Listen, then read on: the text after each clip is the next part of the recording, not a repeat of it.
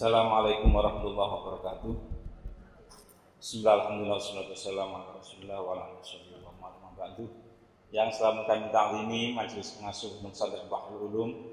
Saya hormati Ibu Gubernur Provinsi Jawa Timur, Bapak Kapolda, Bapak Pangdam 5 Brawijaya, Ibu Bupati Jombang, segenap keluarga Pondok Pesantren Bahrul Ulum dan para tamu undangan yang berbahagia. Sini akan saya paparkan tentang kesiapan Pondok Pesantren Bahrul Ulum menjadi pesantren tangguh menghadapi pandemi COVID-19.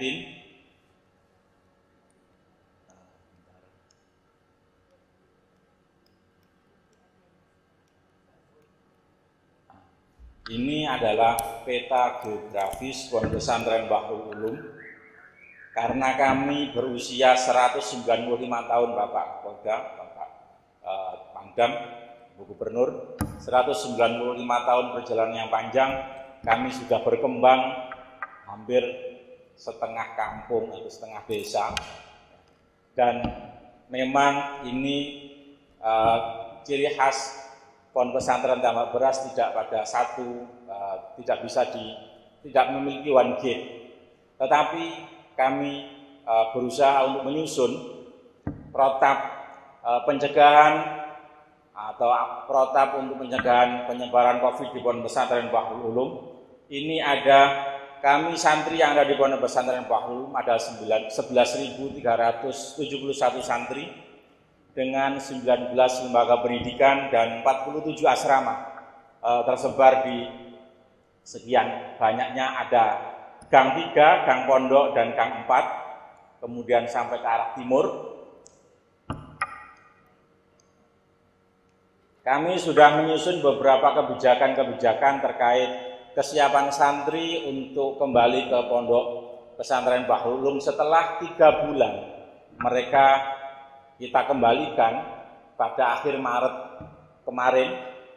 Kami mengambil kebijakan 1 Juli 1, 2, 3 Juli itu akan kita kembalikan gelombang pertama sekitar 3.000 santri. Nanti gelombang kedua, kalau gelombang pertama sukses, kita akan masukkan kembali gelombang kedua sepertiga santri. Kemudian gelombang ketiga juga sepertiga yang terakhir. Ini kalau memang gelombang pertama akan sukses berjalan, kita praktekkan new normal di pesantren. Kemudian kalau sampai tidak berhasil, maka kita akan evaluasi kembali.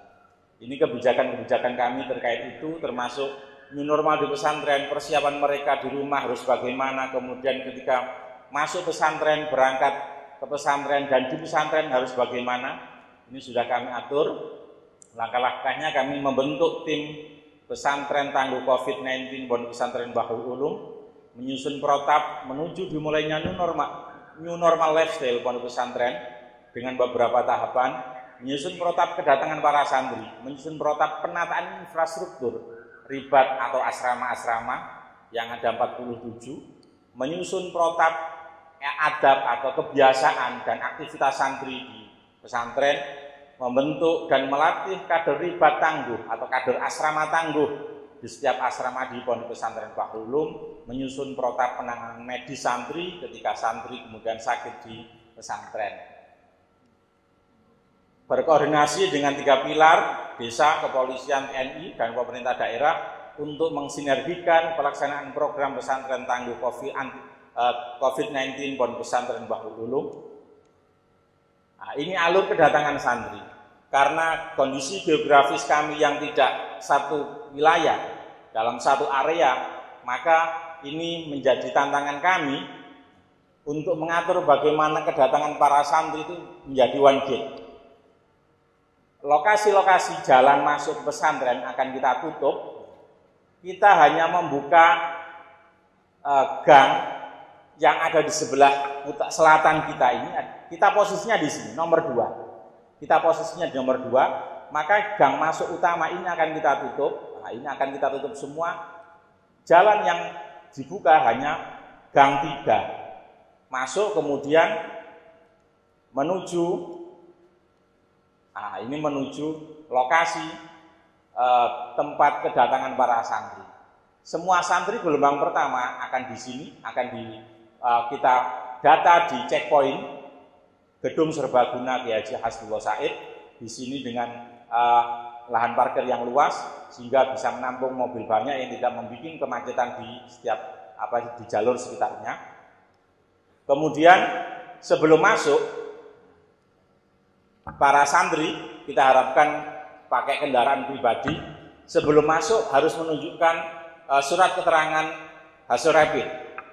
Surat keterangan hasil rapid. Kalau memang non reaktif maka mereka boleh masuk ke halaman Gedung Serbaguna. Kemudian di sini nanti akan melakukan tahapan-tahapan untuk sampai bisa diterima di asramanya masing-masing. Tetapi apabila tidak membawa rapid test atau hasil rapidnya ini reaktif, maka nanti ada prosedur, maka kita arahkan ke fasilitas kesehatan terdekat untuk periksa atau pulang kembali ke rumah. Karena kami juga menjaga kesehatan para kiai bunyai agar tidak sampai terpapar para santri yang datang dari berbagai daerah. Nah, ini jalurnya, kemudian ini dena alokasi dan alur kedatangan. Nah, santri masuk mobil ketika hasil rapidnya adalah non reaktif, maka mobil santri dipersilakan masuk di halaman BSD. Kemudian santri turun dari mobil, diperiksa termogan suhu badannya, kemudian masuk bilik desinfektan, kemudian didata kedatangan oleh petugas di dalam gedung. Setelah itu kemudian baru para santri dipersilakan masuk shuttle bus yang kita siapkan di belakang Gedung Serbaguna. Ada kendaraan yang mengantarkan santri menuju asramanya masing-masing. Karena asramanya memang ada yang jauh dari Gedung Serbaguna.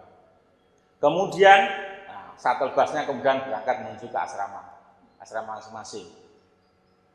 Setelah itu kemudian wali santri atau orang tuanya dipersilakan kembali. Jadi orang tua tidak diperkenankan untuk ketemu bunyai dan kiai di dalam pengasuhnya masing-masing. Nah, tetapi apabila santri ini hasil rapidnya adalah reaktif, maka maka mereka tidak diperkenankan masuk ke halaman, tetapi kemudian dipersilakan kembali ke rumah. Nah, ini alur kedatangan. Santri membawa surat keterangan hasil rapid negatif atau non reaktif, maka kemudian masuk tahap berikutnya cek suhu badan dan masuk bilik desinfektan. Ketika suhu badannya kurang dari 37,5 derajat, maka dia dipersilakan untuk melangkah ke prosedur berikutnya, mengisi formulir pendataan kedatangan dan dipersilakan masuk terlibat melalui shuttle bus yang kita siapkan. Tetapi apabila membawa surat hasil rapidnya negatif atau non reaktif, kemudian dicek suhunya ternyata lebih dari 37,5, maka dia dipersilakan pulang ke rumah, tidak diperkenankan untuk kembali ke pesantren. Apabila santrinya ini membawa surat keterangan reaktif, maka juga tidak diperkenankan kembali ke pesantren, tetapi dipersilakan kembali ke rumahnya masing-masing untuk belajar secara online. Apabila santri belum membawa surat keterangan hasil rapid, maka dipersilahkan menuju ke fasilitas kesehatan di Jombang untuk kemudian membawa surat keterangan. Kalau negatif, maka proses mengikuti jalur santri yang hasil rapidnya adalah non reaktif. Tetapi apabila positif atau reaktif, maka kita persilakan pulang ke rumahnya masing-masing untuk mengikuti pembelajaran jarak jauh.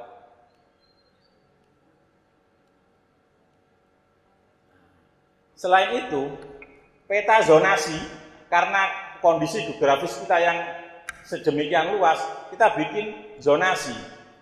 Dalam artian karantina wilayah, setiap asrama kita sudah membagi menjadi 14 wilayah gerak santri. Karena kami juga menyadari kalau santri di dalam asrama, kita mungkin untuk menahan mereka untuk di dalam asrama. Tetapi kita juga beri toleransi pada mereka untuk membeli kebutuhannya di sekitar pesantren. Ini juga untuk menghidupkan ekonomi pesantren tetapi dengan batasan-batasan protokol kesehatan. Kita sudah membagi menjadi 17 zona. Jadi asrama yang kita lingkari di situ hanya di situ saja pergerakan para santrinya, nggak boleh lebih. Kita sudah kerjasama dengan pemerintah desa untuk membatasi wilayah, memportal atau menutup gang-gang sehingga para santri yang ada di zona 1 nggak bisa pergi ke zona 2. Begitu juga sebaliknya. Ada 14 zona sehingga mereka mengalami karantina wilayah di zonanya masing-masing. Ini yang sudah kami lakukan untuk mengantisipasi kedatangan para santri. Kemudian kesiapan santri dan asrama, kita sudah menyusun infrastruktur ribat ditata dan dibenahi, pembentukan pelatihan Satgas Pesantren Tangguh di tingkat yayasan dan di tingkat asrama masing-masing, merekrut kader Satgas Pesantren Tangguh dan melakukan pelatihan training kepada santri-santri. Kita juga menerbitkan buku saku Tangguh, Pesantren Tangguh sebagai handbook dan buku catatan kegiatan harian para santri termasuk juga kesehatan yang ada di buku panduan yang akan kita sebarkan ke para santri. Menyiapkan bilik karantina dan isolasi. Ini ikhtiar kami untuk menjaga para santri dari pandemi COVID-19 ini, juga sebagai tanggung jawab kami kepada pemerintah, kepada wali santri ketika kami membuka kembali kegiatan pengajian di pondok pesantren. Kami berharap juga berdoa semoga kurva COVID-19 di Jawa Timur dan di Jombang khususnya semoga semakin landai sehingga kami juga di Pondok Pesantren Bahrul Ulum bisa tenang untuk mendatangkan para santri.